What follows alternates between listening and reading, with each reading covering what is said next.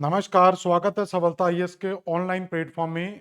आज हम स्टार्ट करने जा रहे हैं एमपी टेट वर्ग एक का हर टॉपिक, जिसमें हम पढ़ेंगे कॉन्टिनेंटल ड्रिफ्ट थ्योरी के बारे में। इससे पहले की क्लासों में हमने पृथ्वी की उत्पत्ति के बारे में पढ़ लिया था, पृथ्वी की आंतरिक संरचना को कंप्लीट कर लिया था। यहाँ पर हमने क्लास के साथ साथ एमसीक्यू को भी कंप्लीट किया है और आज की क्लास में भी हम एमसीक्यू के माध्यम से सारी थ्योरीज को कंप्लीट करेंगे। इस क्लास में आपको देखने को मिलेगा कि किस तरीके से महाद्वीपों का विस्थापन हुआ। जो वर्तमान स्ट्रक्चर आज हम देखने को मिलता है, जिसमें अलग अलग जगह पर सारे महाद्वीप मिलते हैं, क्या वो महाद्वीप वास्तव में यहीं पर स्थित थे या पहले कुछ और था। तो इन्हीं सारी चीजों को लेकर एक सिद्धांत दिया गया था, महाद्वीपीय विस्थापन सिद्धांत। तो महाद्वीपीय विस्थापन सिद्धांत से पहले भी कई सिद्धांत दिए गए, जिन सिद्धांतों में यह समझाने का प्रयास किया गया कि पृथ्वी पर महाद्वीप और महासागरों की उत्पत्ति किस प्रकार से हुई थी। इससे कि पहली क्लास में हमने ये पढ़ा था कि पृथ्वी की उत्पत्ति किस प्रकार, यानी कि ग्रहों की उत्पत्ति किस प्रकार से हुई है। लेकिन यहां पर हमें ग्रहों या पृथ्वी की उत्पत्ति नहीं पढ़नी, वो हम कंप्लीट कर चुके हैं। तो पहले हमने पृथ्वी की उत्पत्ति को पढ़ा, फिर हमने पृथ्वी की आंतरिक संरचना को पढ़ा। अब हम एक तरीके से पृथ्वी की बाह्य संरचना को पढ़ने जा रहे हैं, जहां पर हमें महाद्वीप और महासागर मिलते हैं। तो हम यहां पर यह पढ़ने का प्रयास करेंगे कि महाद्वीप और महासागरों की उत्पत्ति किस प्रकार से हुई है और उसमें किस तरीके के एमसीक्यू आपसे पूछे जा सकते हैं। तो स्टार्ट करते हैं आज की क्लास महाद्वीपीय विस्थापन सिद्धांत के साथ। तो कॉन्टिनेंटल ड्रिफ्ट थ्योरी, महाद्वीपीय विस्थापन सिद्धांत, महाद्वीपीय विस्थापन सिद्धांत।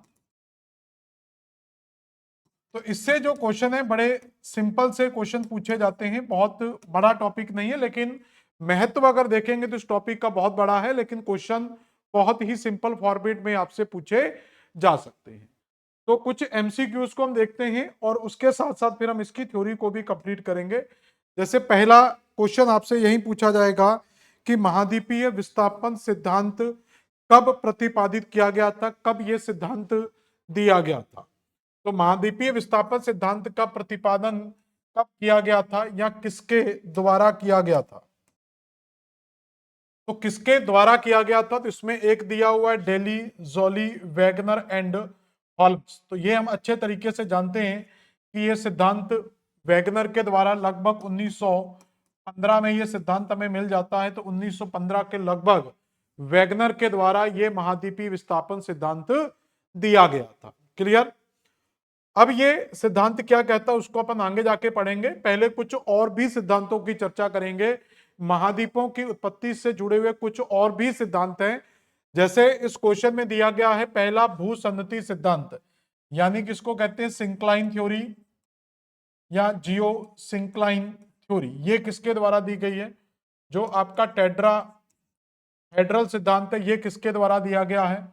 आपकी कन्वेक्शनल थ्योरी किसके द्वारा दी गई है? और आपका अवतलन सिद्धांत किसके द्वारा दिया गया है? और ये सिद्धांत किस चीज से जुड़े हुए हैं? तो सारे सिद्धांत हमें नहीं रटने कि ये सिद्धांत किसने दिया है। कुछ सिद्धांतों की हम चर्चा केवल करेंगे और ये महत्वपूर्ण है कि ये सिद्धांत किन चीजों को टारगेट करता है। जैसे आप देखेंगे कुछ चीजें, देखो ऑप्शंस के हिसाब से हमें चीजों को सॉल्व करना है। जैसे महाद्वीपों की उत्पत्ति और पर्वत निर्माण, इन दो चीजों के सिद्धांत हम बहुत अच्छे से समझते हैं कि वैगनर का जो कोबर का जो भूसन्नति सिद्धांत था, यह सिद्धांत किसके द्वारा दिया गया था? कोबर का भूसन्नति सिद्धांत। ये हमने जब हिमालय की उत्पत्ति हम पढ़ेंगे भारत के भूगोल में, उस समय आपको कोबर का भूसन्नति सिद्धांत समझाया जाएगा, जो पर्वतों की उत्पत्ति से संबंधित है। जो चतुष्फलक सिद्धांत है, ये आपका महाद्वीपों की उत्पत्ति से संबंधित है और ये सिद्धांत आपका दिया था लोथियन ग्रीन के द्वारा। तो यह सिद्धांत लोथियन ग्रीन के द्वारा दिया गया था, जो महाद्वीपों की उत्पत्ति से संबंधित है। तो अब आप देखेंगे कि बी का जो ऑप्शन है वो 4 आ रहा है। तो बी का 4 ऑप्शन आपका यहां पर भी दिया हुआ है, यहां पर भी दिया। इसका मतलब हमारा बी और डी आंसर नहीं होगा। तो ए का ऑप्शन अपने आप आ जाता है, वो है ए। तो ए का आंसर क्या दिया हुआ है? 3। तो 3 और 4 ऑप्शन बिल्कुल सही दिए हुए। तो भूसन्नति सिद्धांत जो कोबर का है, ये आपका पर्वतों की उत्पत्ति से दिया हुआ था। तो ए का आंसर होगा 3 और बी का आंसर होगा 4। अब दिया है कन्वेक्शनल थ्योरी। तो कन्वेक्शनल तरंगे क्या होती हैं कि जो पृथ्वी की सतह के अंदर, जब हमने पृथ्वी की सतह की स्टडी करते हैं तो पृथ्वी की सतह के अंदर पाया जाने वाला जो मैग्मा है, तो पृथ्वी की सतह के अंदर जो मैग्मा भरा हुआ है, इस मैग्मा में जब रेडियो एक्टिव सब्सटेंस आ जाते हैं, जब रेडियोधर्मी पदार्थों की अधिकता हो जाती है, तो जब रेडियोधर्मी पदार्थों की यहाँ पर अधिकता होती है तो उन्हीं से यहाँ पर क्या होगा, टेम्परेचर इंक्रीज होगा। जब यहाँ पर तापमान बढ़ेगा, इससे जब यहाँ पर टेम्परेचर इंक्रीज होगा तो यहाँ से कुछ कन्वेक्शनल तरंगे ऊपर की ओर उठती हैं, उन्हीं को कहते हैं कन्वेक्शनल करंट थ्योरी। तो ये किससे संबंधित है, प्रवाल भित्तियों की उत्पत्ति या ज्वार की उत्पत्ति। तो स्थिर तरंग जो सिद्धांत है, सॉरी ये स्थिर तरंग सिद्धांत है, ये आपका संवहन तरंग सिद्धांत है। थोड़ा सा कंफ्यूजन हो गया, ये स्थिर तरंग है, ये संवहन तरंग है जो मैं बता रहा हूं, ये आपका नहीं दिया हुआ है, ये आपका मुझे लग रहा कि संवहन था, ये स्थिर तरंग सिद्धांत है। तो स्थिर तरंग जो सिद्धांत है ये आपका दिया हुआ है ज्वार की उत्पत्ति से। तो ये किससे दिया हुआ है, ज्वार की उत्पत्ति से। और अवतरण सिद्धांत आपका दिया हुआ है प्रवाल भित्तियों से। तो इस तरीके से आप इसका आंसर निकाल सकते हैं कि इसका सही आंसर क्या निकल सकता है।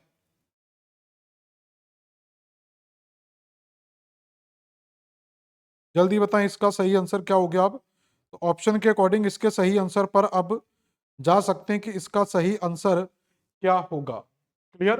तो अब आपका आ गया 3 4, तो 3 4 दिया हुआ है, तो यहां पर आ जाएगा 3 4 के बाद 2 1 2, तो 3 4 1 2, तो 3 4 1 2 कहां दिया हुआ है, तो ये आपका सी ऑप्शन पर दिया हुआ है। क्लियर।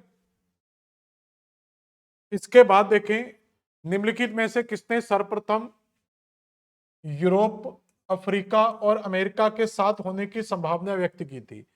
तो एक तरीके से ये सारे जो कॉन्टिनेंट थे, जो आपका अमेरिका कॉन्टिनेंट मिलता है, ये यहां पर आपको अमेरिका कॉन्टिनेंट का स्ट्रक्चर मिलेगा। तो इस अमेरिका कॉन्टिनेंट के नीचे साउथ अमेरिका कॉन्टिनेंट मिलता है आपको, और इसी के साथ आपको अफ्रीका कॉन्टिनेंट मिलता है, और यहां पर आपको यूरोप कॉन्टिनेंट मिल जाता है। तो इन सारे कॉन्टिनेंट को जोड़ने का जो प्रयास किया था वो किसने किया था, वैगनर का महाद्वीपीय विस्थापन सिद्धांत। लेकिन इस सिद्धांत से पहले वैगनर के महाद्वीपीय विस्थापन सिद्धांत ने तो ये प्रूव कर दिया था, जिग्सॉ फिट का एक कॉन्सेप्ट दिया गया था, और जिग्सॉ फिट के कॉन्सेप्ट में ये प्रूफ हो गया था कि ये सारे महाद्वीप पहले एक जगह थे, बाद में विभाजित होकर अलग हो गए। लेकिन वैगनर के सिद्धांत से पहले भी इस सिद्धांत को देने वाले व्यक्ति थे अब्राहम आर्टेलियस। तो अब्राहम आर्टेलियस के द्वारा इसमें सबसे पहले यह प्रयास किया गया था। तो क्योंकि यहां पर क्या दिया, किसने सर्वप्रथम होने की संभावना व्यक्त की थी, तो यहां पर सिर्फ एक संभावना व्यक्त की थी अब्राहम ने, और बाद में अल्फ्रेड वैगनर ने इसके ऊपर कार्य किया था।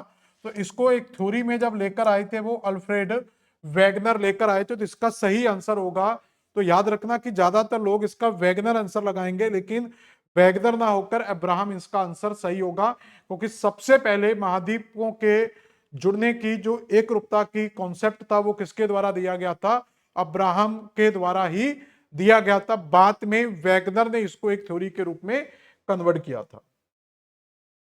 अगला क्वेश्चन बताएंगे कि नेक्स्ट क्वेश्चन क्या होगा, निम्नलिखित में से कौन सा युग्म सही नहीं है। तो फिर से कुछ सिद्धांत दिए गए हैं, जैसे स्थिर तरंग सिद्धांत, तापी चक्र सिद्धांत, संवहन तरंग सिद्धांत और हिमानी नियंत्रण सिद्धांत। तो संवहन तरंग सिद्धांत जो आपका दिया हुआ है, ये आपका संवहन तरंग सिद्धांत जो है ये आपका पृथ्वी की आंतरिक संरचना से संबंधित है, जो मैं अभी आपको लास्ट में बता रहा था। तो यहां से पैदा होती हैं संवहनी तरंगें, तो ये कहीं ना कहीं महाद्वीपों से संबंधित है। मतलब जो प्लेट हम शब्द पढ़ते हैं तो इन्हीं के संचलन से ये जुड़ा हुआ है। तो इसमें ज्वार या चक्रवात का कोई भी लेना देना नहीं है, तो इसलिए चक्रवात यहाँ पर आंसर नहीं आएगा। तो इसका सही आंसर होगा बी। ठीक है। और स्थिर तरंग सिद्धांत आपका किससे हुआ है, ज्वार से। देखो इससे पहले भी हमने क्वेश्चन किया था, स्थिर जो तरंग सिद्धांत था ये किससे संबंधित है, हमारा ज्वार से संबंधित है। क्लियर हुआ यहां तक, क्लियर। तो संवहन जो तरंग है, संवहन यानी कि ये वो तरंगे हैं जहां पर तापमान ज्यादा होता है, उस ज्यादा तापमान में तरल और गैसीय अवस्था में उत्पन्न होने वाली मतलब ऊष्मा स्थानांतरण की जो हीट ट्रांसफर होता है, तो हीट ट्रांसफर की एक मेथड आती है। तो हीट ट्रांसफर की एक मेथड होती है जब किसी भी जगह पर तापमान बढ़ता है, और तापमान बढ़ने का कारण होता है यहाँ पाए जाने वाले रेडियोधर्मी पदार्थ। तो इन रेडियोधर्मी पदार्थों के कारण, पदार्थ के कारण जब तापमान में वृद्धि होती है तो इसमें हीट ट्रांसफर होती है, उसी को कहते हैं संवहन, कन्वेक्शन। ये क्या है? Method of heat transfer. तो ये मेथड है किसकी? तो मेथड ऑफ हीट ट्रांसफर। तो हीट को ट्रांसफर करने के एक मेथड है जिसको कहते हैं संवहन, और इसके कारण जो तरंगें उत्पन्न होती हैं उनको कहा जाता है संवहन तरंग। तो मेथड ऑफ हीट ट्रांसफर में जो तरंगें उत्पन्न होती हैं उनको क्या कहा जाता है? संवहन तरंगों के नाम से जाना जाता है। क्लियर हुआ यहां तक? इसके बाद हम बात करेंगे अगले क्वेश्चन की। तो वैगनर का महाद्वीपीय विस्थापन सिद्धांत मुख्यतः किसकी व्याख्या करता है? तो Wegener's drift theory was mainly propounded to explain which of the flowing. तो वैगनर ने इन सारी चीजों में किन चीजों को एक्सप्लेन करने का प्रयास किया है? तो एक एक करके देखते हैं। इनमें पहला दिया है हिम युग या हिम नदीय संचलन, आइस एज या ग्लेशियल मूवमेंट। तो वैगनर के सिद्धांत में हमने पढ़ा होगा, कई बार हम वैगनर का सिद्धांत पढ़ते हैं तो उसमें इस तरीके की कोई भी चीजें हमें देखने को नहीं मिलती कि जहां पर ग्लेशिएशन की कुछ बातें की हों। समुद्र तटों और हिमनद के भूवैज्ञानिक समानता, geological similarity of coastline and glaciation, ये थोड़ा सा आंसर हो सकता है हमारा, इसको डाउट में रख सकते हैं। फिर दिया भू आकृतियों और महासागर तल का वितरण, distribution of landform and oceanic flow, और उसके वाला major climatic changes in the world. ये सबसे महत्वपूर्ण तत्व है जिसको हम इग्नोर कर देते हैं कि जलवायु का इससे क्या लेना देना है। वैगनर एक जर्मन क्लाइमेटोलॉजिस्ट थे। वैगनर कौन थे? एक जर्मन क्लाइमेटोलॉजिस्ट थे।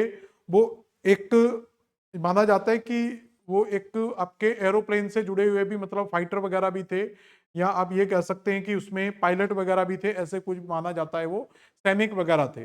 लेकिन बाद में वो एक क्लाइमेटोलॉजिस्ट भी बहुत अच्छे थे। तो वैगनर ने इस चीज का अध्ययन करने का प्रयास किया था कि किस तरीके से जो जलवायु है महाद्वीपों में अलग अलग तरीके से पाई जाती है, और किन कारणों से महाद्वीपों में जलवायु में समानता हमें देखने को मिलती है। तो ये क्लाइमेटोलॉजिस्ट थे, जो भूवैज्ञानिक नहीं थे, बल्कि ये क्या थे? जलवायु विज्ञानी थे, जो इस चीज का अध्ययन कर रहे थे। जर्मनी के बर्लिन में इनका जन्म हुआ था, और इस चीज का अध्ययन कर रहे थे कि किस तरीके से जलवायु की महाद्वीपों में समानताएं पाई जाती हैं। लेकिन इन समानताओं का अध्ययन करते करते ये पूरी की पूरी बिग जो महाद्वीपीय विस्थापन सिद्धांत है उसकी खोज कर बैठते। तो क्लाइमेटोलॉजिस्ट होने के बाद भी इन्होंने जियोमॉर्फोलॉजी के कई सिद्धांतों को यहां पर दिया था।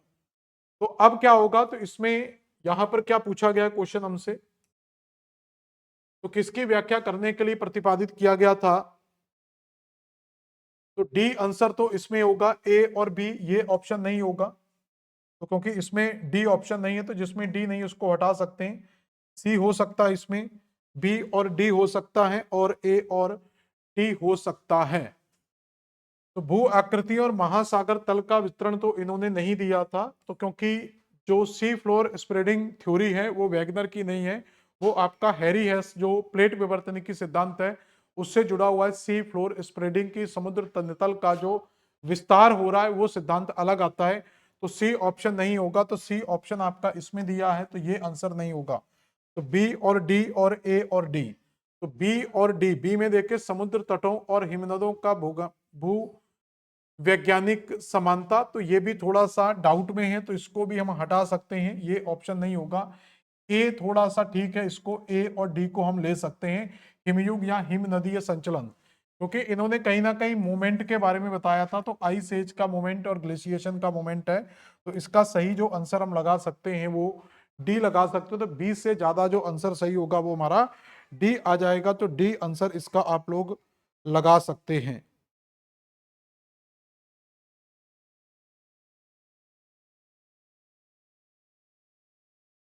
बी और डी मुझे अभी भी कंफ्यूजन लग रहा है कि इसमें क्या हो सकता है, बी और डी, या मुझे ख्याल से कि ये हमें हटा देना चाहिए। ये आई से ये वाला लिख लो क्योंकि इसमें भी हिमनद का दिया हुआ है, तो बी ज्यादा बेस्ट है, बी को आप लोग कर लेना, ठीक है। ए से ज्यादा ये, क्योंकि हिमनद इसमें भी दिया लेकिन इसमें समुद्र तट का दिया हुआ है, तो समुद्र तट या महाद्वीपीय तटों की समानता को इन्होंने समझाने का प्रयास किया था। तो आप इसका जो ज्यादा बेस्ट आंसर है वो बी कर लेंगे, तो बी ज्यादा बेस्ट हो जाएगा, क्योंकि इन दोनों में कंफ्यूजन है, तो आप बी आंसर इसका ज्यादा है, तो बी और डी ऑप्शन आपके सही रहेंगे। इसके बाद क्वेश्चन आता है, निम्नलिखित में से किस एक भूगर्भिक युग में वैगनर के महाद्वीपीय प्रवाह सिद्धांत में पेंजिया का विभाजन हुआ था? इन विच जूलॉजिकल और did Pangaea begin to break up according to the Wegener's theory? तो वैगनर का जो पेंजिया की अगर हम बात करेंगे तो सबसे पहले ये समझ लेते कि पेंजिया क्या है। तो वैगनर का ये मानना था कि जो हमारे महाद्वीप आज अलग अलग जगह दिखाई देते हैं, ये सारे के सारे महाद्वीप एक विशाल भूखंड से जुड़े हुए थे। इसी विशाल भूखंड को कहा जाता था पेंजिया। तो ये पूरे का पूरा विशाल भूखंड क्या कहलाता था? पेंजिया। और पेंजिया जिस जलीय भाग से घिरा हुआ था, पेंजिया के चारों ओर जो एक वाटर बॉडी थी, जो पेंजिया के चारों ओर घिरी हुई थी, उस जलीय भाग को कहा जाता था पेंथालासा। तो पेंजिया के चारों ओर घिरे हुए जलीय भाग को क्या कहा जाता है? पेंथालासा। तो पेंजिया क्या था? एक स्थल खंड था, महाद्वीपों का एक समूह था जिसको पेंजिया कहते हैं, और पेंजिया जिस जलीय भाग से घिरा हुआ था उसको पेंथालासा कहा जाता है। फिर इन्होंने कहा कि कार्बोनीफेरस में, जो कार्बोनीफेरस आता है, तो कार्बोनीफेरस में क्या होगा? पेंजिया का विभाजन प्रारंभ हो जाएगा। तो इसका क्या हो जाएगा? विभाजन प्रारंभ हो जाएगा। और क्रिटेशियस काल तक, तो कार्बोनीफेरस से क्रिटेशियस काल तक अगर हम जाएंगे तो क्रिटेशियस काल में इसमें बड़ा विभाजन देखने को मिलेगा। बड़ा विभाजन मतलब ये कई पार्ट्स में डिवाइड हो जाएगा। तो इसमें जो सही आंसर होगा वो आपका कार्बोनीफेरस होगा, क्योंकि पेंजिया का जो विभाजन स्टार्ट होता है वो किस काल में होता है? कार्बोनीफेरस में होता है। Which of the flowing is not a piece of the evidence of the presented by the Wegener's? तो कौन सा कथन वैगनर द्वारा प्रस्तुत प्रमाण नहीं है? तो पहला तो आप देखेंगे पूरा जीवाश्म प्रमाण, पैलियो पैलियोन्टोलॉजिकल एविडेंस, जिग्सॉ फिट। तो जिग्सॉ फिट तो वैगनर का मेन टारगेट है। पूरा जलवायु प्रमाण, पैलियो क्लाइमेटिक एविडेंस, लमिंग जीवों का विलुप्त होना। तो ये एक छोटे छोटे मतलब एक जैसे खरगोश वगैरह रहते हैं उस प्रकार की एक छोटी सी प्रजाति पाई जाती है लमिंग।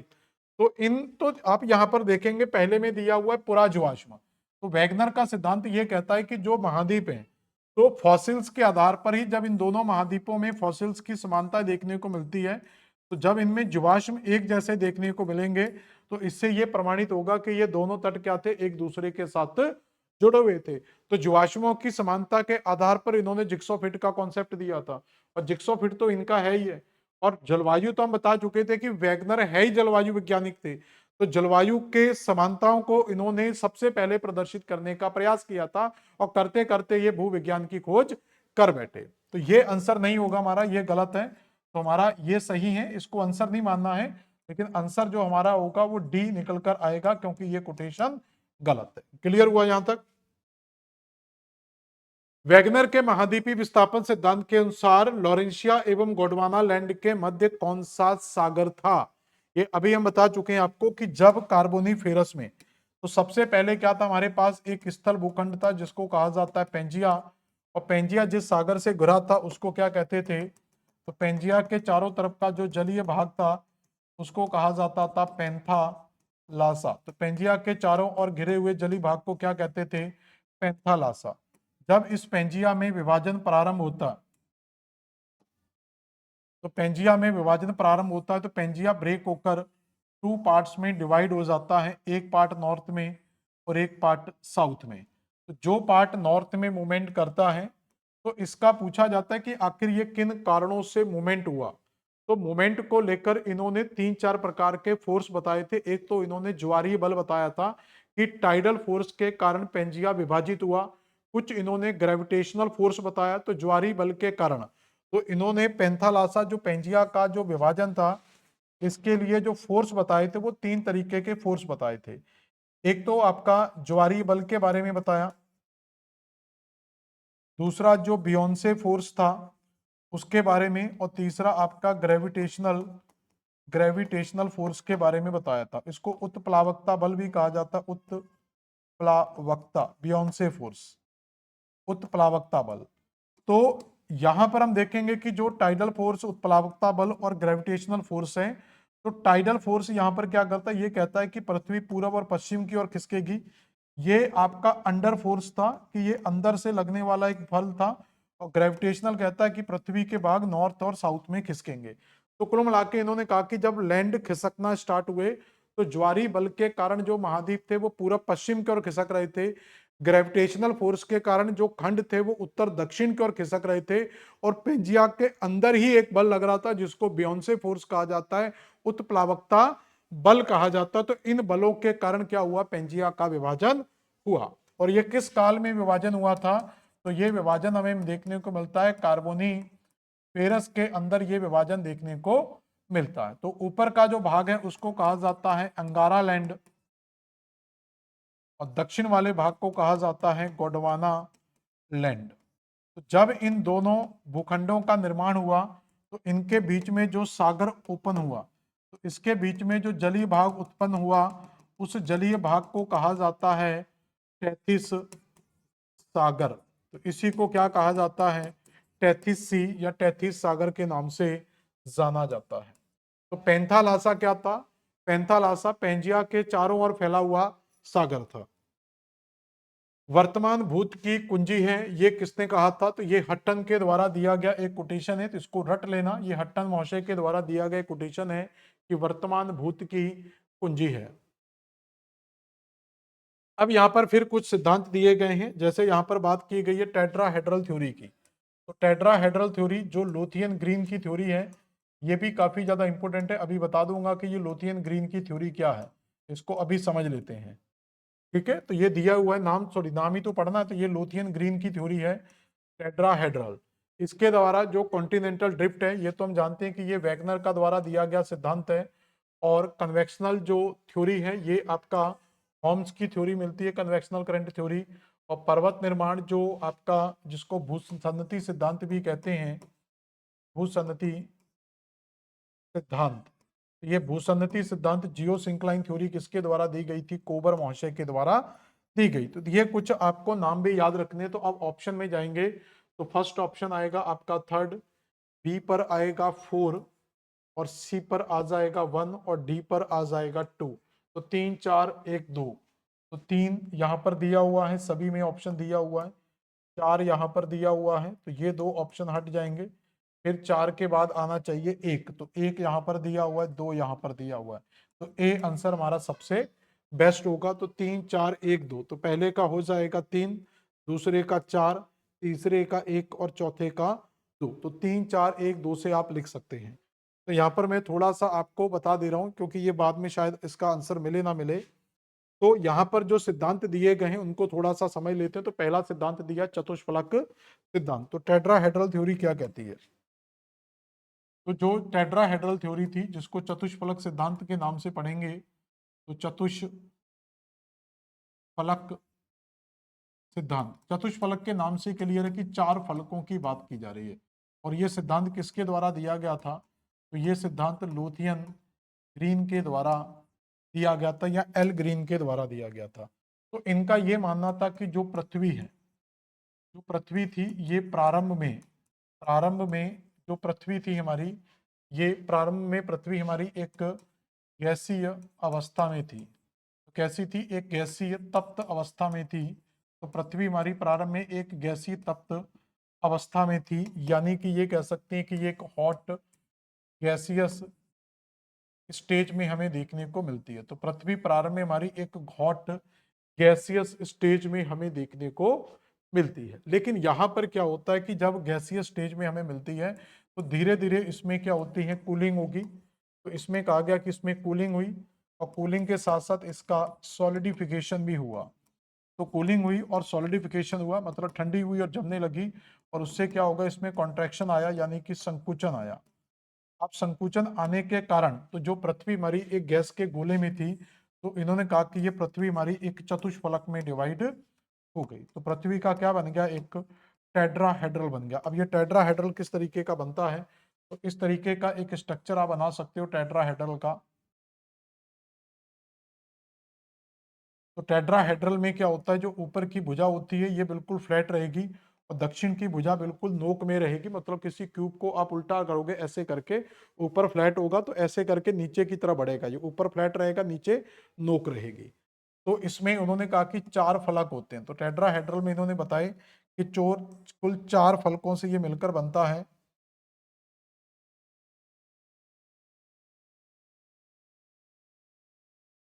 ठीक है, तो इस तरीके से 3 फलक तो आप देखेंगे आपको बिल्कुल सामने दिखाई देंगे। तो 4 फलक का मतलब, इसको अगर आप 3D में देखेंगे तो ये आपका पहला फलक दिखाई देगा, दूसरा फलक आपको यहाँ दिखाई देगा, तीसरा फलक आपको यहाँ दिखाई देगा।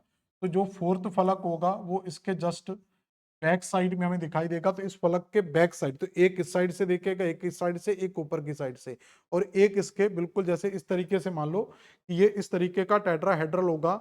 तो एक फलक ऊपर बनेगा, एक इस साइड बनेगा, जैसे एक इस साइड दिख रहा है, एक इस साइड, तो एक इसके बीच है, मतलब चौकोर नहीं है ये, 3 फलकों में, एक फ्रंट में, जैसे एक इस साइड है, एक इस साइड है, और एक इसके बैक साइड है, और एक ऊपर टॉप में। और नीचे का जो भाग रहेगा वो बिल्कुल नुकीला रहेगा, यहाँ पर कोई फ्लैट नहीं होगा। नॉर्थ वाला सिस्टम क्या होगा, फ्लैट होगा।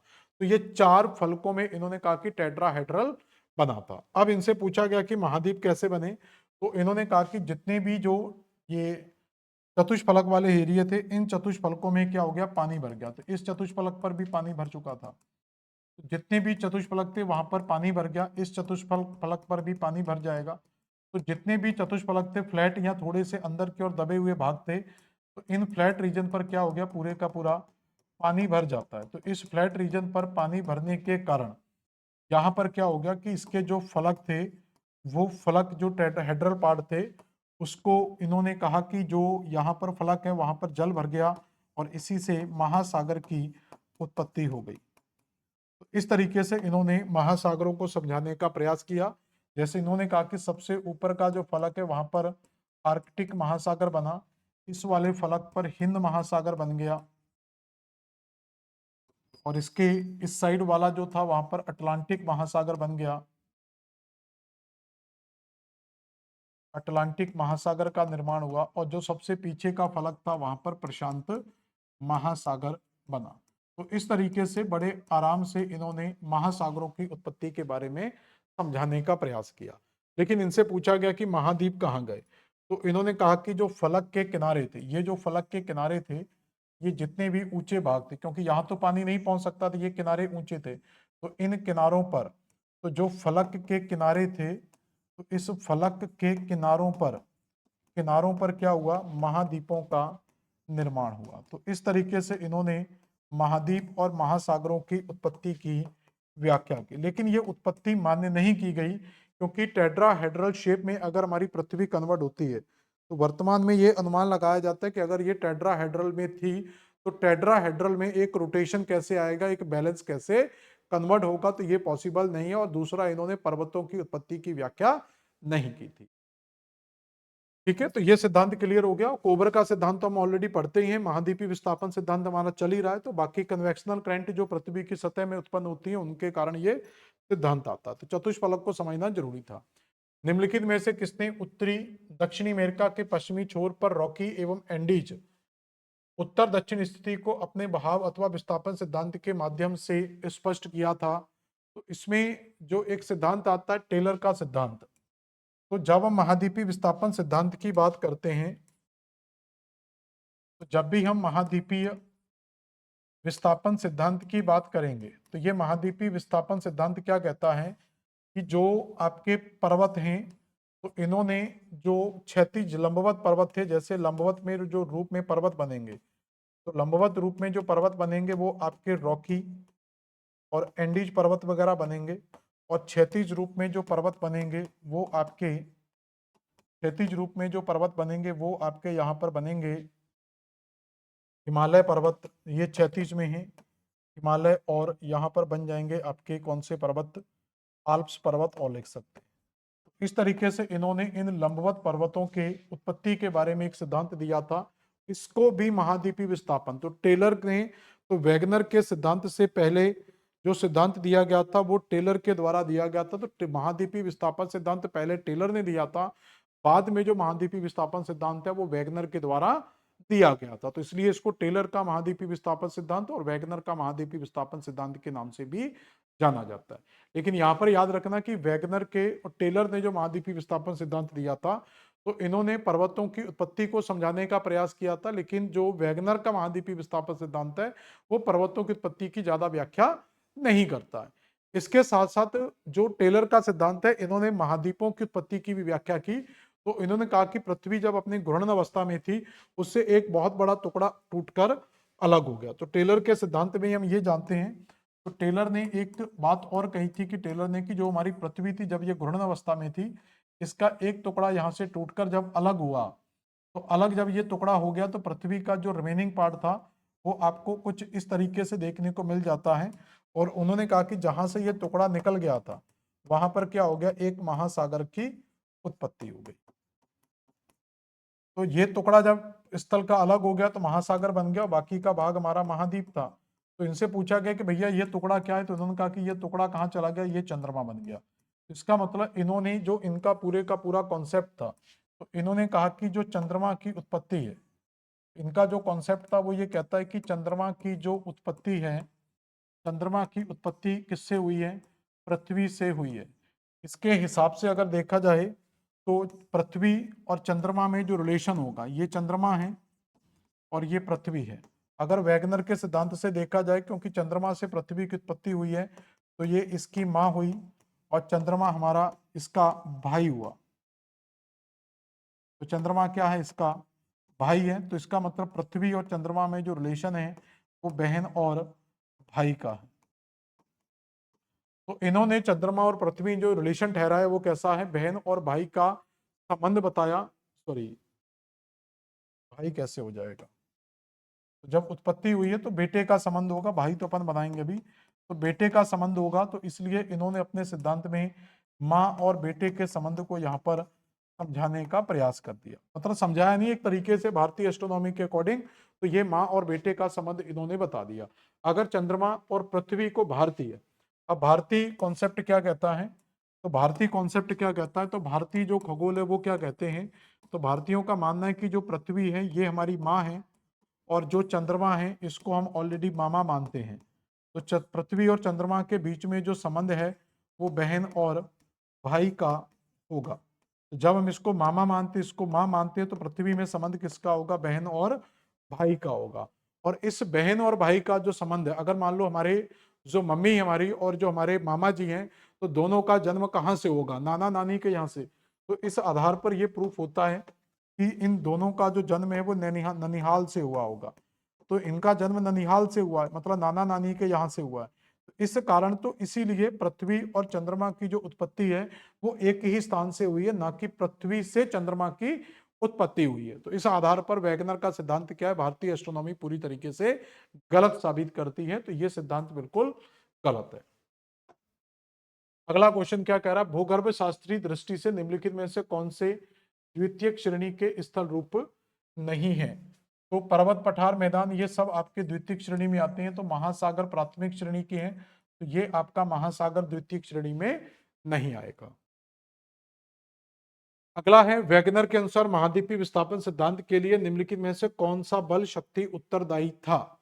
तो यहाँ पर दिया हुआ है संबंध तरंग, ज्वारी तरंग, तनाव बल और दबाव। तो मैं अभी बता चुका था कि जो टाइडल फोर्स था, ज्वारी बल था, ज्वारी दल जो पृथ्वी को पश्चिम और पूर्व दिशा में धकेल रहा था, तो इसी ज्वारीय बल के कारण क्या था, पेंजिया का विभाजन हुआ था। इसके अलावा दो फोर्स और थे, तो इन्होंने एक फोर्स और बताया था, तो वो था आपका ग्रेविटेशनल फोर्स। तो ग्रेविटेशनल फोर्स, और एक और बल इन्होंने बताया था वो था बियोंसे फोर्स। तो तीन फोर्स इन्होंने बताए थे।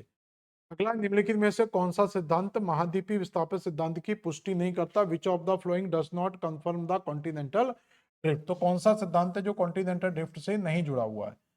तो इसमें देखेंगे तो पहला सिद्धांत दिया है पूरा चुंबकत्व, palaeo magnetism, thermal construction, tidal force और सागर तलन।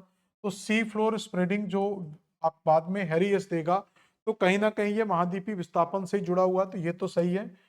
ज्वारी फल तो इसको विस्थापित करने के लिए काफी ज्यादा इंपोर्टेंट है, और मैग्नेटिज्म ही हो सकता है, लेकिन थर्मल कॉन्स्ट्रक्शन तापीय संकुचन से महाद्वीपों का विस्थापन हुआ ये जरूरी नहीं है। तापीय संकुचन से जो थर्मल कॉन्स्ट्रक्शन होगा, कंट्रैक्शन होगा, संकुचन होगा, उससे महाद्वीप और महासागरों की उत्पत्ति हो सकती है, लेकिन उनके विस्थापन के बारे में नहीं बताया जा सकता कि इससे उनका विस्थापन हुआ होगा। क्लियर हो गया ये क्वेश्चन?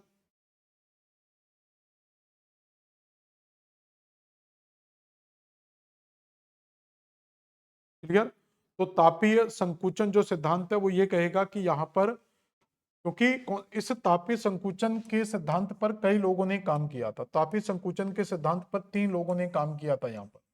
तो 3 लोगों की जो थ्योरी है, जैसे पहला आपका जो थ्योरी आती है वो आपकी ज्वारीय सिद्धांत आता है, ज्वारीय निहारका सिद्धांत। तो ज्वारीय निहारका सिद्धांत आता है, उसके बाद आपका लेपवर्थ और लव का सिद्धांत आता है, और उसके बाद आपका लोथियन लोथियन ग्रीन का सिद्धांत आता है। तो इन तीनों सिद्धांतों में पृथ्वी की उत्पत्ति को समझाने का प्रयास किया था, लेकिन इन्होंने महाद्वीपीय विस्थापन सिद्धांत को समझाने का प्रयास नहीं किया था। ये तीनों सिद्धांत किस तरीके से काम करते हैं उसको समझ लें। इन तीनों सिद्धांतों में यह कहा गया कि प्रारंभ में, पहले इनमें कॉमन क्या था, तो इन्होंने कहा कि जो हमारी पृथ्वी थी, पृथ्वी हमारी प्रारंभ में गर्म और तप्त अवस्था में थी। धीरे धीरे इसमें क्या हो गया, कूलिंग हुई, शीतलन हुआ, इसका कूलिंग हुई, और उसके साथ ये ठोस भी होती गई, सॉलिडिफिकेशन हुआ।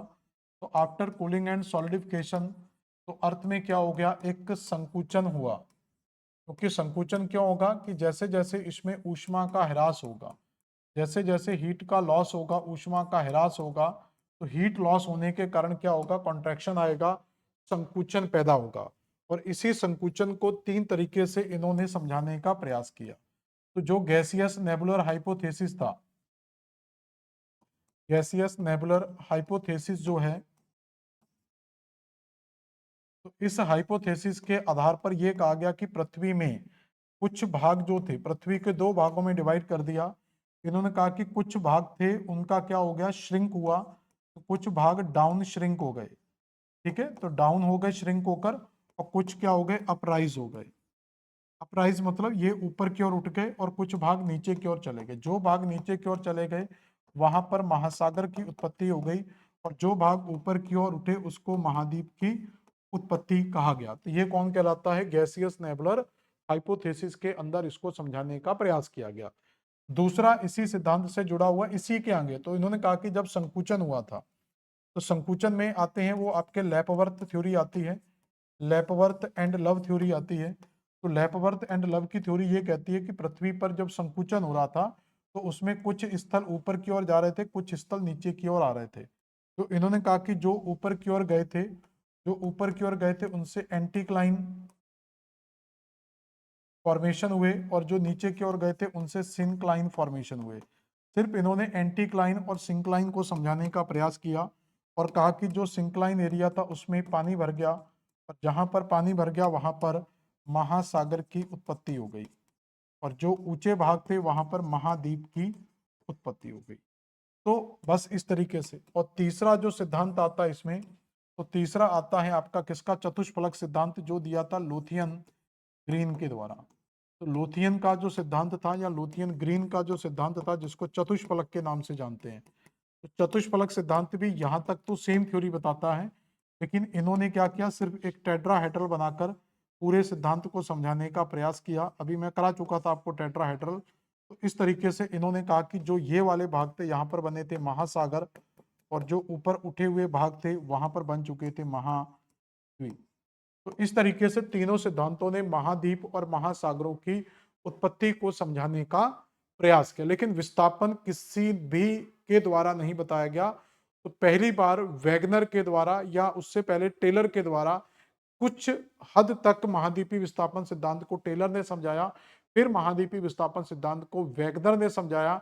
जो महाद्वीपीय विस्थापन सिद्धांत में सबसे मूल या एक नींव का पत्थर काम करती है वो है महाद्वीपीय विस्थापन सिद्धांत गिवन बाय वैगनर, और उसी वैगनर की थ्योरी को आधार बनाकर दिया गया जो वर्तमान की सबसे ऑथेंटिक थ्योरी है जिसको कहते हैं प्लेट विवर्तनिकी सिद्धांत। तो यहां तक क्लियर हुई सारी कहानी। अब आगे समझे। अब आता है क्वेश्चन कि वर्तमान में जहां हिमालय पर्वत श्रेणियां स्थित है वहां मेसोजोइक कल्प में एक लंबा गहरा सकरा समुद्र था, क्योंकि हिमालय का जो उत्पन्न है वो पूरे का पूरा मेसोजोइक के बाद ही हमें देखने को मिलता है। मेसोजोइक के अंदर इयोसीन, मियोसीन, प्लियोसीन में इनका उद्गम देखने को मिलता है। फिर ये कह रहा है कि पिछले समुद्रों में लंबे समय तक निरंतर निक्षेप से मलबे की काफी मोटी परत जमा हुई जिसके भूलचल हलचलों के कारण वर्णन पड़ने से अल्पाइन मूडवार पर्वतों का निर्माण हुआ। तो ये बिल्कुल थ्योरी जो हमारे हिमालय की उत्पत्ति से जुड़ी हुई है। तो जो एक वैगनर के सिद्धांत या कोबर का सिद्धांत या कोई भी सिद्धांत पढ़े या प्लेट विवर्तनिकी पढ़े, सभी से एक ही चीज समझ में आती है कि जो पूरी की पूरी एक टैथिस भूसंध थी जिसमें अवसाद पड़े थे, तो इसमें प्रेशर पड़ने के कारण ही इसमें क्या हुआ था, वलन की प्रक्रिया हुई थी और उसकी जगह पर क्या बन चुका था, हमारा हिमालय बन चुका था। अब जब भारतीय हिमालय की बात करते तो इसमें यह कहा जाता है कि प्लेट विवर्तनिकी में समझाया जाता है, तो वैगनर भी इसी भूसंहति सिद्धांत से समझाते हैं। और प्लेट विवर्तनिकी भी कहती है कि जो भारतीय प्लेट है, तो भारतीय प्लेट और यूरेशियन प्लेट के टकराने से तैतीस सागर में हिमालय पर्वत की उत्पत्ति हुई। मतलब इस समय मान लेते हो कि ये यूरेशियन का भाग हो गया और इस तरफ मान लो भारतीय प्लेट का भाग हो गया। तो जब भारतीय प्लेट यूरेशियन प्लेट के साथ टकराएगी तो ये जो इसमें फोल्ड पड़ना स्टार्ट हो जाएंगे और इसकी जगह पर क्या हो जाएगा, हिमालय की उत्पत्ति हो जाएगी। तो ये हम बाद में समझेंगे कि हिमालय की उत्पत्ति कैसे हुई। तो अभी तो ये देखेंगे कि पहला सिद्धांत दूसरे सिद्धांत को स्पष्ट कर रहा है, इसलिए आंसर ए हो जाएगा। ए आर दोनों सही हैं और आर ए की सही व्याख्या कर रहा है। तो देखो समझा करो कि वर्तमान में कैसे सॉल्व करते हैं। देखो समझो, वर्तमान में जहां हिमालय पर्वत श्रेणियां स्थित है वहां मेसोजोइक काल में एक लंबा एवं सकरा समुद्र स्थित था, क्योंकि पिछले समुद्रों में लंबे समय तक निरंतर निक्षेप से मालवा की लंबी एवं मोटी परत जमा हुई। तो जब भी आप उसका कारण जोड़कर उसको एक्सप्लेन करते हैं तो आर जो कथन होता है वो रीजन जो होता है वो इसकी सही स्पष्ट व्याख्या कर देता है। अल्फ्रेड वैगनर महाद्वीपीय विस्थापन सिद्धांत के प्रतिपादक क्या थे? तो हम बड़ी देर से कह रहे हैं कि ये एक मौसम विज्ञानी थे।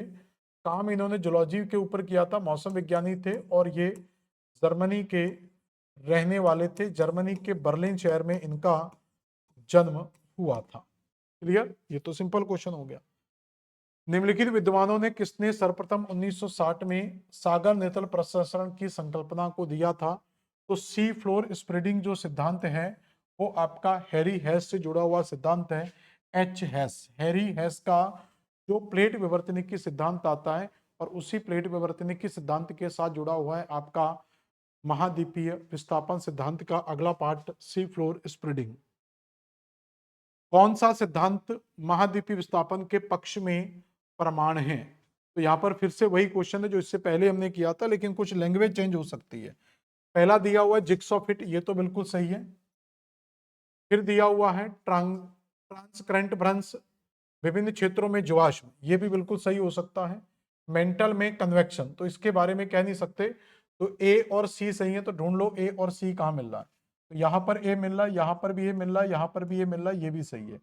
यहाँ पर सी मिलेगा, यहाँ पर बी मिल रहा है, यहाँ पर बी है, यहाँ पर बी है, तो ये तीनों आंसर नहीं होंगे। तो बचेगा केवल ए और सी, क्योंकि ए के साथ सी ही ज्यादा फिट बैठ रहा है, बाकी सी कोई ऑप्शन नहीं है। तो इसका आंसर सही हो जाएगा ए और सी।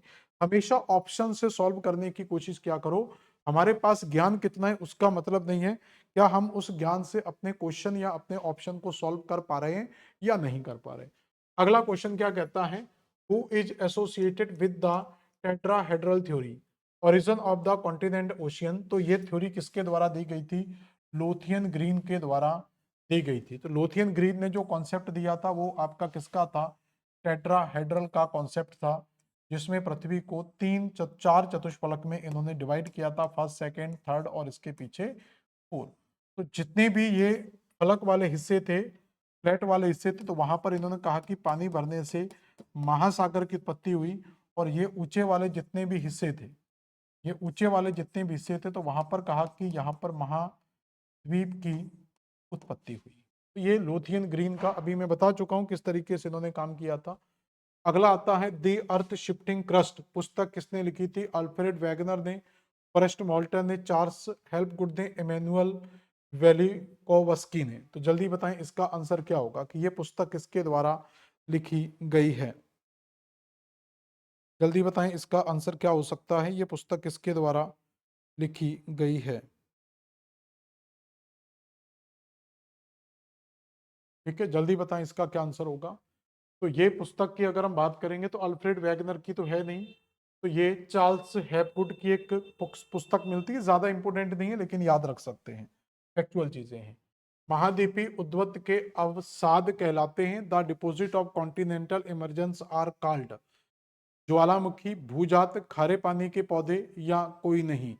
तो ज्वालामुखी उद्भव मतलब कॉन्टिनेंटल इमरजेंस हुआ था, तो उससे जो लैंड बनता वो जियो सिंक्लाइन था, भूजात या भूसन्नति भी कह सकते हैं। तो भूसन्नतियां यहां पर सबसे सही आंसर होगा।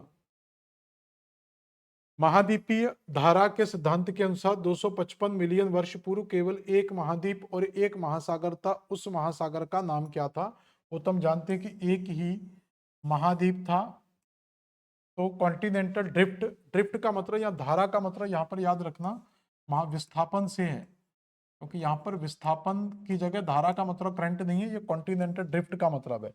तो पेंथालासा जो था, इसी पेंथालासा की जगह पर क्या बनता है बाद में, सॉरी, पेंथाला पेंजिया क्या था, जो मेन लैंड था वो पेंजिया था, और जो सराउंडेड वाटर था वो आपका क्या था? पेंथालासा था। वैगनर का महाद्वीपीय विस्थापन का सिद्धांत किससे संबंधित है? इसका आंसर क्या होगा? पहला दिया है महाद्वीप एवं महासागरों की उत्पत्ति, तो ये तो होगा ही होगा इसका। भूकंप ज्वालामुखी की उत्पत्ति, पर्वत की उत्पत्ति, भूकंप ज्वालामुखी का वितरण, तो यही सही है। तो वैगनर का महाद्वीपीय विस्थापन सिद्धांत महाद्वीप एवं महासागरों की उत्पत्ति के बारे में बताता है, तो यही सही हो जाएगा। अगला है निम्नलिखित में से कौन सा महाद्वीप एवं महासागरों की उत्पत्ति का सिद्धांत नहीं है? क्वेश्चन क्या है? एक मिनट एक मिनट एक मिनट, सिद्धांत नहीं है, सॉरी, यहां से क्वेश्चन वही मैं कहूं कि ये गड़बड़ क्यों लग रहा है। तो यहां पर क्वेश्चन जो पूछा गया है हमसे, अच्छा ये दिया ना वैगनर का महाद्वीपीय विस्थापन की उत्पत्ति, ये तो हो गया, ये अलग क्वेश्चन है। कौन सा महाद्वीप एवं महासागरों की उत्पत्ति सिद्धांत से संबंधित नहीं है, वो क्वेश्चन अलग था, ये नया क्वेश्चन आ गया है। जल्दी बताएं इसका सही आंसर क्या होगा। कौन सा महाद्वीप एवं महासागरों की उत्पत्ति के सिद्धांत से संबंधित नहीं है? जल्दी बताएं 24 का आंसर क्या होगा।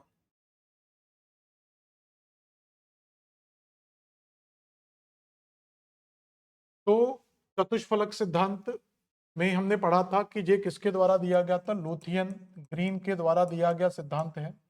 तो लोथियन ग्रीन ने इस सिद्धांत को दिया था, तो लोथियन ग्रीन के द्वारा ये सिद्धांत है टेट्राहेड्रल, तो इससे भी महाद्वीप एवं महासागरों की उत्पत्ति हुई थी। कॉन्टिनेंटल ड्रिफ्ट जो वैगनर का सिद्धांत है, इससे भी महाद्वीप एवं महासागरों की उत्पत्ति हुई है। तापीय संकुचन सिद्धांत, थर्मल कॉन्ट्रैक्शन थ्योरी, जिसमें हमने 3 लोगों के बारे में पढ़ा था, तो तीनों लोगों ने जो सिद्धांत दिए थे, आपका जो न्यूली नेबुलर हाइपोथेसिस था, नेबुलर हाइपोथेसिस की बात करें या लेपवर्थ और लव के सिद्धांत की बात करें या टेट्राहेड्रल की बात करें, सभी लोगों ने थर्मल कॉन्ट्रैक्शन के आधार पर ही क्या था? महाद्वीपों की उत्पत्ति के बारे में बताया था। यहां तक कि जो लोथियन ग्रीन का सिद्धांत है वो भी इसी थ्योरी पर आधारित है। और भूसन्नति सिद्धांत, देखो भूसन्नति सिद्धांत जो है ये कोबर का दिया गया सिद्धांत है, और इस सिद्धांत के आधार पर जो पर्वतों की उत्पत्ति के बारे में बताया गया है। तो ये सिद्धांत पर्वतों की उत्पत्ति से संबंधित है, ना कि महाद्वीप एवं महासागरों की उत्पत्ति से। तो आंसर लगा सकते हम कि आंसर इसका सही आंसर होगा। नेक्स्ट क्वेश्चन क्या कह रहा है? निम्नलिखित में से कौन सा एक प्रक्रम महाद्वीप संचलन नहीं है? तो मतलब कौन सा कॉन्टिनेंटल ड्रिफ्ट या मूवमेंट नहीं है? तो सबसिस्टेंस, अपलिफ्ट, लैंडस्लाइड और निमज्जन। देखो एक चीज समझना, जब भी हम कॉन्टिनेंटल मूवमेंट की बात करते हैं तो ये आपका एक हम सिद्धांत जाकर पढ़ेंगे, वो है हैरी हैस का सिद्धांत। हैरी हैस का जो सिद्धांत है वो सिद्धांत है प्लेट विवर्तनिकी सिद्धांत। कल जो हम चर्चा करेंगे ना वो इसी सिद्धांत पर करेंगे और बहुत प्यारा और बहुत बड़ा सिद्धांत है ये प्लेट विवर्तनिकी सिद्धांत। तो यहाँ पर जो विवर्तनिकी शब्द है, प्लेट को समझेंगे कि प्लेट क्या है। विवर्तनिकी सिद्धांत का मतलब ही आपका मूवमेंट से होता है। तो विवर्तनिकी सिद्धांत का संबंध किससे है? मूवमेंट से। अब इन्होंने कहा कि जो मूवमेंट होता है ये दो प्रकार का होता है। एक मूवमेंट होता है आपका लंबवत यानी कि वर्टिकल। तो दो तरीके के मूवमेंट बताए, एक वर्टिकल और एक उन्होंने बताया कि मूवमेंट होता है कैसा? क्षैतिज। क्षैतिज यानी कि यहाँ पर होता है हॉरिजॉन्टल। तो लंबवत और हॉरिजॉन्टल मूवमेंट इन्होंने दो यहाँ पर बताए। और इस मूवमेंट में ये कहा गया कि जो लंबवत मूवमेंट है ये या तो चीजें इससे ऊपर जाती हैं या फिर नीचे जाती, मतलब या तो किसी चीज का निमज्जन होता है और या फिर कई चीजों का उत्थान होता है। मतलब या तो लैंड ऊपर की ओर उठेगा या फिर नीचे की ओर। क्षैतिज सिद्धांत कहता है कि या तो प्लेटें एक दूसरे के विपरीत जाती हैं और या फिर प्लेटें एक दूसरे के पास में टकराती हैं, जिसको अपसारी संचलन भी कहा जाता है और इसको अभिसारी संचलन भी कहा जाता है। तो ये क्षैतिज में आता है और जो उत्थान और निमज्जन आता है ये आपका लंबवत में आता है। तो यहां पर दिया हुआ है सबसिस्टेंस। सबसिस्टेंस मतलब हो रहा है सबडक्ट हो रहा है नीचे की ओर, अवतलन मारा जो नीचे की ओर जा रहा है वही निमज्जन या अवतलन से जुड़ा हुआ है। ठीक है, उत्थान हो रहा है, अपलिफ्ट हो रहा है, ये भी हो जाएगा। निमज्जन यहाँ अलग से दिया सबमर्जेंस। तो सबसिस्टेंस और सबमर्जेंस दोनों मिलते जुलते शब्द हैं, दोनों ही नीचे दशान की बात करते हैं। लेकिन भूस्खलन जो है, जो लैंड स्लाइडिंग होगी, तो लैंड स्लाइडिंग का संबंध आपका मूवमेंट से नहीं होता है। तो लैंड स्लाइडिंग क्या है? एक आपदा है। तो ये आपकी क्या है? एक आपदा है। और जो क्या है? एक बाह्य प्रक्रम है जो हमें दिखाई देता है और इसके कई कारण हो सकते हैं। वो उसमें प्लेट विवर्तनिक की भी एक भूस्खलन का कारण हो सकता है, लेकिन भूस्खलन होना एक टेक्टोनिक मूवमेंट नहीं है, क्योंकि भूस्खलन के अंदर प्लेटें नहीं खिसकती बतरी, बल्कि क्रस्ट के ऊपर जो पर्वत पठार हैं इन्हीं का मूवमेंट होता है। तो मूवमेंट हो रहा है लेकिन प्लेट का या कॉन्टिनेंट का मूवमेंट यहाँ पर नहीं होता। अगला क्वेश्चन है, भव्य डायनासोर के परिक्षेपण में निम्नलिखित में से कौन सा महत्वपूर्ण परिघटना है? ज्वालामुखी उद्गार, क्षेत्रीय प्रशन, वैश्विक शीतलन या महाद्वीपीय विस्थापन। तो महाद्वीपीय विस्थापन ही इसका एक महत्वपूर्ण कारण माना जा रहा है। Which of the flowing was a important event in the extinction of the giant dinosaur. तो डायनासोर का जो उत्पत्ति या उसका जो विभाजन या उसकी जो डेथ मानी जाती है, वो यही माना जाता है कि इसमें कहीं ना कहीं महाद्वीपीय विस्थापन की एक महत्वपूर्ण भूमिका रही होगी, क्योंकि जब कॉन्टिनेंटल ड्रिफ्ट हो रहे थे तो ड्रिफ्ट होने के बाद अलग अलग जलवायु क्षेत्रों में वो प्रवेश करते हैं। तो उसी क्लाइमेट के अंदर डायनासोर अपनी जो लाइफ थी उसको सरवाइव नहीं कर पाते, जिस कारण से उनकी डेथ भी हो सकती है। अगला क्वेश्चन है, निम्नलिखित में से कौन सा कथन महाद्वीपीय प्रवाह सिद्धांत के बारे में सत्य है? ये जितने भी मैंने आपको क्वेश्चन कराए ये सब UGC, net, GRF, assistant professor और भी अदर जितने भी शिक्षक पात्रता से जुड़े हुए एग्जाम हैं, उन सारे ही एग्जाम के ये प्रीवियस ईयर के क्वेश्चन हैं। आप किसी भी साल के मार्केट में आपको प्रीवियस ईयर की बुक्स मिल जाती हैं, आप वहां पर लेकर इन क्वेश्चन को देख सकते हैं, सारे क्वेश्चन मिल जाएंगे। अगली बार से मैं कोशिश करूंगा कि क्वेश्चन के साथ सारी डेट भी डालें। मैंने हालांकि टाइपिस्ट को दिया हुआ था डेट डालने के लिए, उन्होंने डेट नहीं डाली है। अगली बार से अपन डेट के साथ भी पढ़ेंगे, जिससे आपको कॉन्फिडेंस आएगा कि ये कहीं ना ही क्वेश्चन ऐसा नहीं कि हमें क्वेश्चन केवल सर जो वर्ग एक में आ रहे हैं केवल वही क्वेश्चन बता दो कौन कौन से हैं। भैया वर्ग एक में बहुत सारे क्वेश्चंस नहीं पूछे जाते हैं, कुछ ही पेपर हमें 10-20 क्वेश्चन पूरी थ्योरी में कर लो, 50 कर लोगे, लेकिन हमें तो एक एक टॉपिक से 20-20, 50-50 क्वेश्चन निकालने होते हैं। तो शिक्षक पात्रता से जुड़े हुए, टीचर एलिजिबिलिटी से जुड़े हुए जितने भी एग्जाम होते हैं हम सभी के क्वेश्चंस को लगा ले, क्योंकि सबका ट्रेंड लगभग एक जैसा ही होता है। पहला दिया है, यह महाद्वीप एवं महासागर द्रोणियों के स्थायित्व में विश्वास करता है। इसका मुख्य उद्देश्य अधिक के विश्व जलवायु परिवर्तनों की व्याख्या करना था। ये जलवायु परिवर्तन वाला तो बिल्कुल सही होता है। इसे ब्रिटेन के अल्फ्रेड वैगनर ने प्रतिपादित किया था, जो मूलतः एक भूवैज्ञानिक थे। ये दोनों हैं, तो ये पहली चीज तो ये एक जलवायु विज्ञानी थे। ये मूलतः कौन थे? एक जल वैज्ञानिक थे। ये कोटेशन गलत है और ये ब्रिटेन के रहने वाले नहीं बल्कि जर्मनी के रहने वाले थे। इस तरीके से बहुत इंपॉर्टेंट होता है कि जो मेन आपका जो ज्योग्राफर या क्लाइमेटोलॉजिस्ट होता है उसके बारे में हमें पता होना चाहिए। तो इसमें आपका जो थर्ड ऑप्शन है ये बिल्कुल क्या होगा, गलत होगा। तो जिसमें 3 दिया है उसको अपन हटा देते हैं। इसमें 3 दिया है, ये आंसर नहीं होगा। इसमें भी 3 दिया है तो ये आंसर नहीं होगा। अब ऑप्शन बचता है 1 और 2, 2 और 4। तो 2 तो हमें रखना ही पड़ेगा, ये तो सही है। अब चौथा देख लेते हैं कि 2 के साथ 1 आएगा या 2 के साथ 4 आएगा। इसका विश्वास है कि ये विकास की जगह या विश्वास कर सकते हैं कि आरंभ में सभी स्थूल खंडों ने परस्पर जुड़कर एक महान स्थल खंड पेंजिया का निर्माण किया था। तो ये ज्यादा सही है। तो इससे महाद्वीप एवं महासागर स्थायित्व में विश्वास करता है। तो ये भी वैसे सही है, लेकिन इससे ज्यादा हमारे पास चौथा ऑप्शन ज्यादा सही है। तो हम इसमें 2 और 4 वाला ऑप्शन लगा लेंगे। तो डी आंसर हमारा ज्यादा बेस्ट हो जाएगा। तो हम किस पर जाएंगे, डी आंसर पर जाएंगे। तो हमारा ज्यादा बेस्ट जो हो जाएगा वो कौन सा हो जाएगा, डी आंसर हो जाएगा। तो ज्यादा बेस्ट देखना होता है क्या है। एक दो क्वेश्चन और है, निम्नलिखित में से कौन सा युग्म सम्मिलित है लोथियन ग्रीन, महाद्वीपियों का क्षैतिज विस्थापन, हैप्पी टेलर चतुष्फलक सिद्धांत, अल्फ्रेड वैगनर महाद्वीपी परिकल्पना, हैरी हेस पूरा चुंबकत्व की परिकल्पना। तो बहुत सारे सिद्धांत यहाँ पर गलत दिए हुए हैं। हम जानते हैं कि हैरी हेस के द्वारा जो सिद्धांत दिया गया था वो प्लेट विवर्तनिकी सिद्धांत दिया गया है। इस सिद्धांत को अगली क्लास में पूरे का पूरा टॉपिक के साथ हम पढ़ेंगे। तो हैरी हेस का कौन सा है, प्लेट विवर्तनिकी सिद्धांत है। अल्फ्रेड वैगनर ने जो दिया था वो विस्थापन परिकल्पना है, ये तो सही होगा। एफ बी टेलर का जो है ये भी महाद्वीपीय विस्थापन से जुड़ा हुआ सिद्धांत है, महाद्वीपीय विस्थापन का सिद्धांत है। चतुष्फलक जो सिद्धांत है, टेट्राहेड्रल जो थ्योरी है, ये लोथियन ग्रीन के द्वारा दी गई। ये किसके द्वारा दी गई है, लोथियन ग्रीन के द्वारा दी गई थ्योरी है। अब इसमें अब लोथियन ग्रीन का महाद्वीपीय विस्थापनों का क्षैतिज विस्थापन, तो क्षैतिज विस्थापन तो आएगा नहीं। ये क्षैतिज विस्थापन एक तरीके से प्लेट विवर्तनिकी के साथ जुड़ा हुआ सिद्धांत है।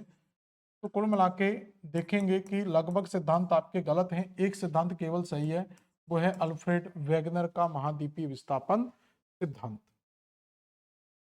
तो इस तरीके से ये आज की क्लास के हमारे क्वेश्चन होते हैं। तो हमारा पूरा टारगेट था आज की क्लास में, तो हमने यहाँ पर जो पढ़ा कुछ सिद्धांत, तो सबसे पहले हमने यहाँ पर देखा कुछ सिद्धांतों का मैं क्रम आपको बता रहा हूँ। सबसे पहले जो सिद्धांत आता है वो आपका ज्वारीय निहारका सिद्धांत आता है। ये भी महाद्वीपों की उत्पत्ति से जुड़ा हुआ सिद्धांत है और ये सिद्धांत दिया गया था कैल्विन के द्वारा। ये सिद्धांत किसने दिया था, कैल्विन महाशय के द्वारा दिया गया था। इस सिद्धांत में भी महाद्वीप और महासागर की उत्पत्ति की बात की गई। इसके बाद जब थोड़ी सी चीजें एडवांस होती हैं तो इसके बाद लेपवर्थ और लव का जो सिद्धांत आता है, ये सिद्धांत भी कहीं ना कहीं आपका महाद्वीप एवं महाद्वीप सागरों की उत्पत्ति से संबंधित था। बस तरीका अलग था। इन्होंने जो तरीका अपनाया था वो मैंने बताया था, सब एक ही तरीके से काम कर रहे, सब तापीय संकुचन पर काम कर रहे थे। इन्होंने सिर्फ पृथ्वी के कुछ भागों को अंदर और कुछ भागों को बाहर करके, मतलब कुछ भाग नीचे धंस गए कुछ भाग ऊपर आ गए।